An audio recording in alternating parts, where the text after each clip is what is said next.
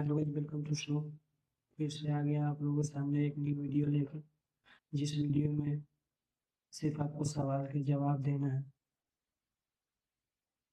वो सवाल है, सबसे कठोर प्रकृति की कौन सी पदार्थ है?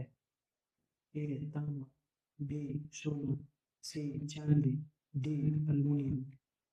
चारों पदार्थ में से कौन सा ही पदार्थ है? आपका टाइमर स्टार्ट हो रहा है अब, जो 30 सेकेंड का रहेगा।